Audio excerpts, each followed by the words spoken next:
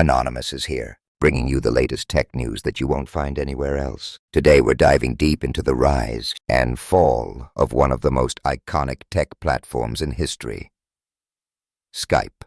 You know the name, but do you remember the impact it had? Skype wasn't just another app. It was a revolutionary force in the world of video calling and messaging. The world was never the same once Skype entered the scene in 2003, offering something that had never been so easily accessible before: free voice and video calls across the globe. Now we all know what happened after that: the gradual but undeniable transformation of Skype under Microsoft's ownership. But the end of Skype wasn't sudden, nor was it unexpected. Microsoft had been laying the groundwork for this shift for years. They made it clear, if people didn't stop dissing, Team Skype would eventually be put out to pasture. Let's rewind. Skype was born out of a collaboration between Swedish, Danish, and Estonian developers in 2003. It quickly became the go-to app for communication. It was simple, reliable, and groundbreaking. Skype's ability to connect people through free voice and video calls across long distances was, at the time, nothing short of magical. In fact, Skype was so successful that it attracted the attention of eBay,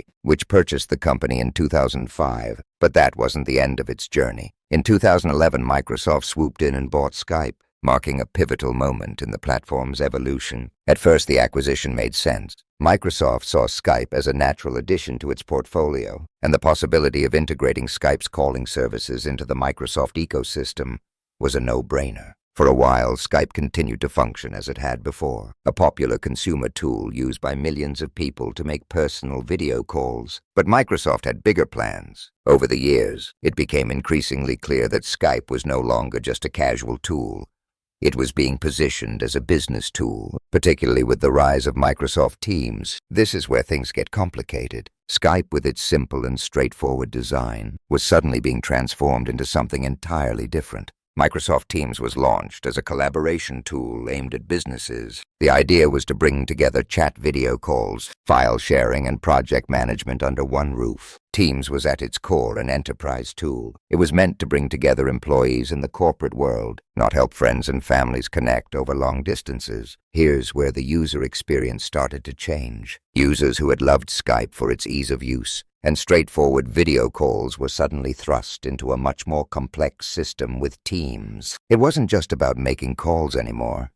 It was about managing workflows, project timelines, and team communication. For many Skype users, this shift felt jarring and unwelcome. Teams wasn't made for them. It was made for corporate environments, and it showed. The backlash was swift. Many users, especially those who had used Skype for personal calls, started feeling left behind. Microsoft's efforts to push Skype users to Teams felt like a betrayal. Imagine asking your friends to download Teams, a tool that was essentially made for work meetings, and use it for casual video calls. It felt less like connecting with people and more like recruiting them into a corporate tool. And that's where the branding became a huge issue. The name Teams alone didn't evoke feelings of connection or communication in the same way that Skype did. Teams felt sterile and rigid, while Skype had always been about connecting in a personal and familiar way. But that wasn't the worst part. As Microsoft began phasing Skype out, many of the best features that had made Skype so popular were either locked behind paywalls or completely eliminated.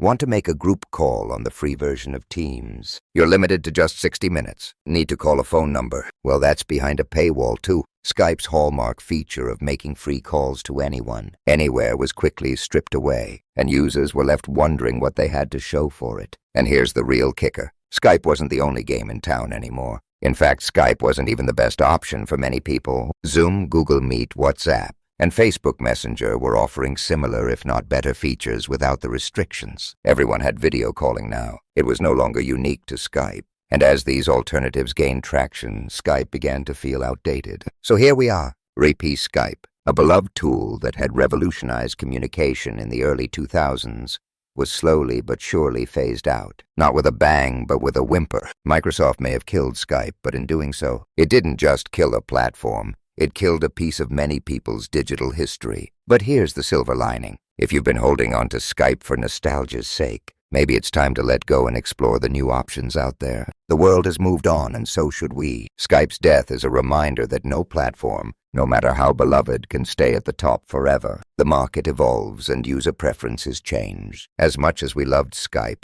There are now better, more flexible alternatives. The clock is ticking, so let's make the switch and embrace the new tools that will shape the future of communication. The tech world moves fast, and so should we.